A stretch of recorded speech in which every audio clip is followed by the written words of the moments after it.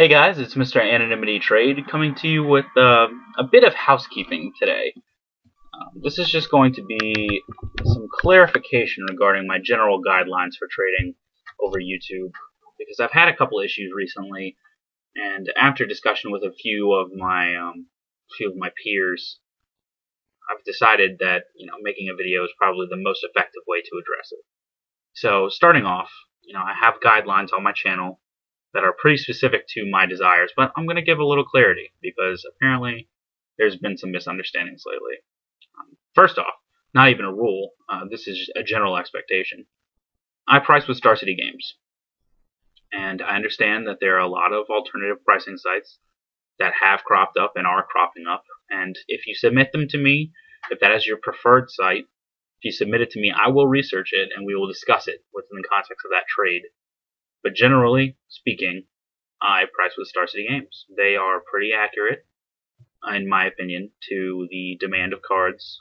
So, that's who I prefer. My one exception to consideration is going to be any auction site. I mean, eBay is the big one that I've gotten a couple of times. I will not price with eBay. That's a ridiculous expectation. I could put a piece of white printer paper on eBay, and someone could decide that they wanted to pay $80 for that.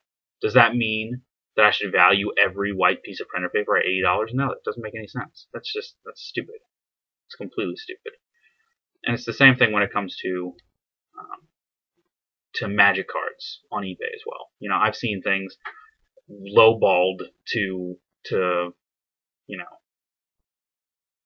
just an insane degree. Like, I think I saw one time, I think it was a playset of Sword of Feast and Famine that went for like $45.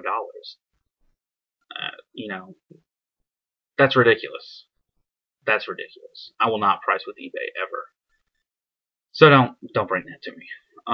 My first official rule is you send first if you propose the trade. This is kind of something I consider to be trade etiquette in general. I've noticed it's on a lot of people's rules, and I think it's just an expectation of the community as a whole. It's just trade etiquette. And don't get me wrong, with all these rules on my channel, there are exceptions to most of them. For instance, for this one, there are a few cases where I will send first, regardless of whether I approached you. First, the most prime example is if I'm trading for something that's out of the ordinary. If I'm not trading for singles, if I'm trading for like booster packs or a playmat or a binder or altered art cards or whatever, something that is not normal, I'll generally, as a rule, send first. Another exception is if you're an established trader that I consider to be a trader of quality. Not numerical quality. I don't mean you have a lot of references. I mean that your channel has demonstrated a high standard of performance. Off the top of my head, I think MTG82 guy is probably a perfect example. He's a trader of some prestige here in the community. He has a lot of trades under his belt. He has a very extensive collection. All his stuff is very nice, very, very well kept. I've personally seen quite a bit of it, and it is just fantastic, phenomenal. And if he approached me with a trade, I would probably defer to him and send first. Let's see. Number 2, no damage cards. Just, again, I don't understand why people would ever want to trade for played cards. So unless I specify otherwise, unless I say, oh, okay, that's fine, I generally will say no to a trade if it's not mint or near mint. And what I mean by mint or near mint is mint, I expect it to be pack fresh. Like if you opened up a booster pack and gave me the card, I would expect that to be mint.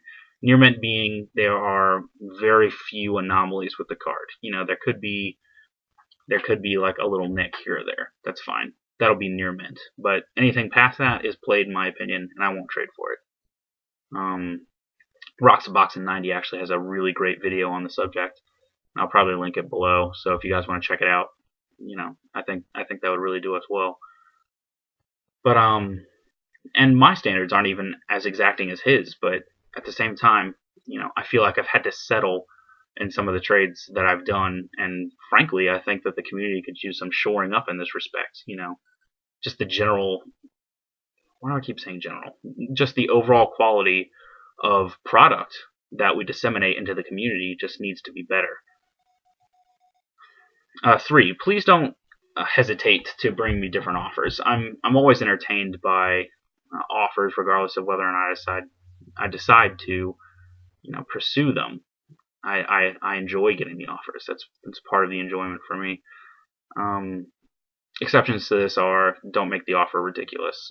I'm not gonna, if by some twist of fate I had a Black Lotus and I wasn't in the process of selling it, and someone approached me with, hey, I'll trade you your Black Lotus for, insert standard block here, basic land. No, of course I'm not going to do that. It's ridiculous.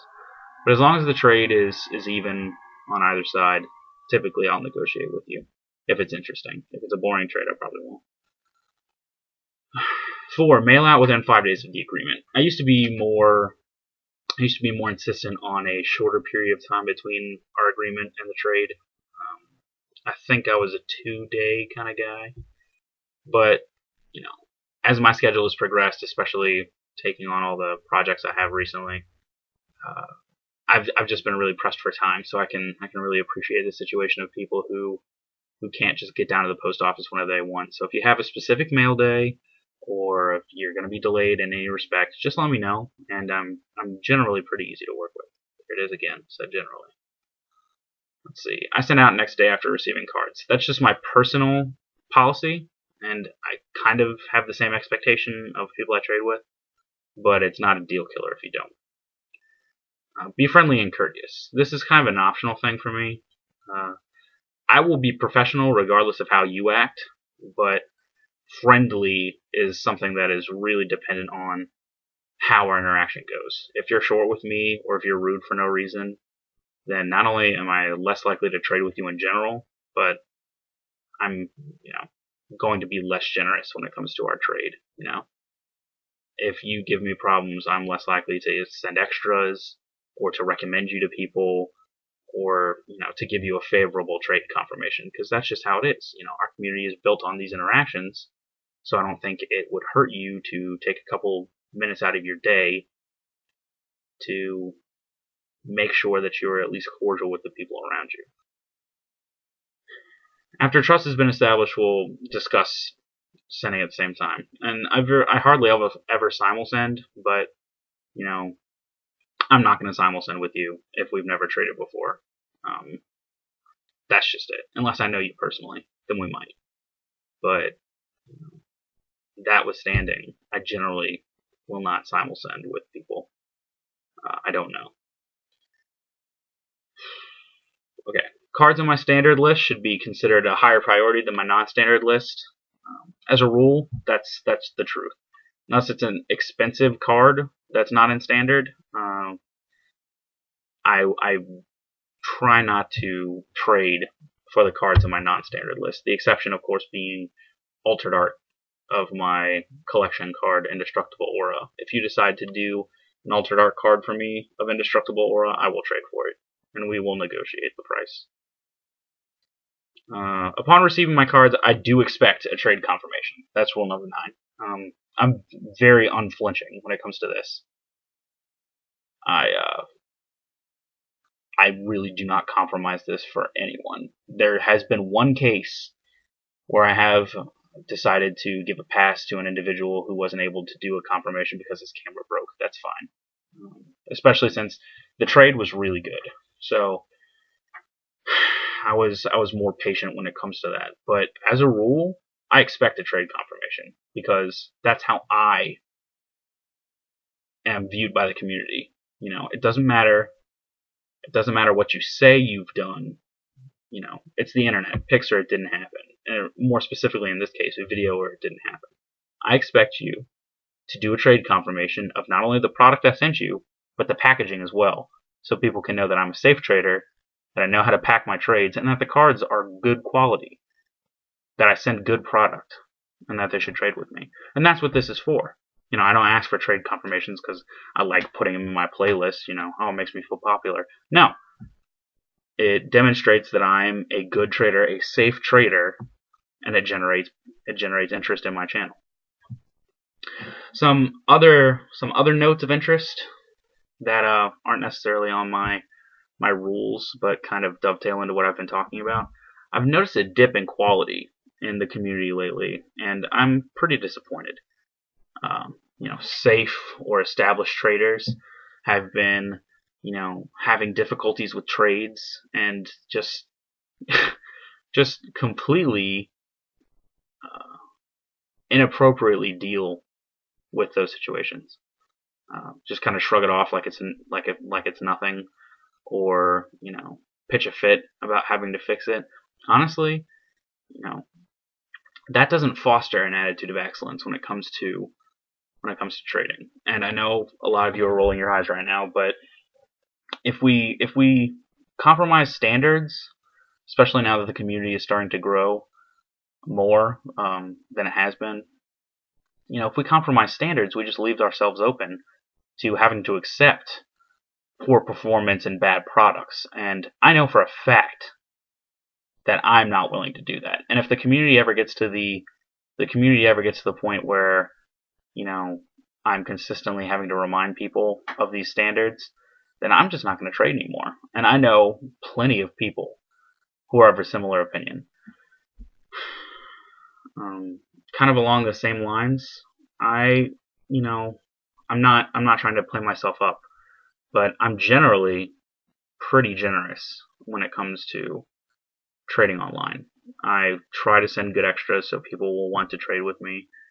If people need cards that I'm not particularly attached to, I make a rule of, usually trying to accommodate people, especially if the mood strikes me. If I'm in a giving mood, people can separate me from a lot more expensive cards than I would care to admit.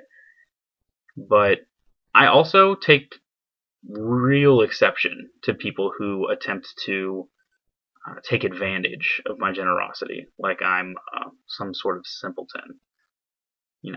I'm probably not the smartest person in the world, but at the same time, I'm not a spring chicken, and people who try to pull the wool over my eyes really offend me. And I have had the distinct misfortune of interacting with some of these individuals, and it has been difficult for me to restrain myself from calling them out. So, you know who you are, especially someone I've been dealing with recently. You know who you are, and I'm not as patient a man as my messages would lead certain people to believe. So, just in the future, if anyone is thinking of trying to take advantage of me, just please know that that will be met with a high degree of hostility. Outside of that, I really don't have much more commentary to give.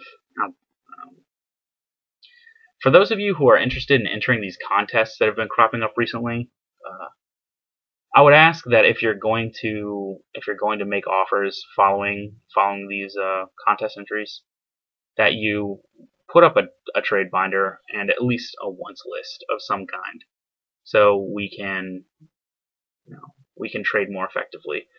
Because I've had a lot of people coming in off of Adjumants and Jobs, contest videos giving me offers that all their channel is favorited Adjumants and Job videos trying to enter contests, and it's not my responsibility to inquire as to your entire trade stock. Go ahead and make a trade binder and get a wants list, and once you do that, we can trade. It's not difficult. That's how all the other channels are structured. If you guys have any feedback, feel free to comment below or send me a private message and let me know what you think. Maybe I'm being too reactionary to some of these things, but I think a major revision of our standards as a community is in order. Like I said, thank you for listening to the length of this video if you did. And as always, this is Mr. Anonymity Trade telling you to trade safe.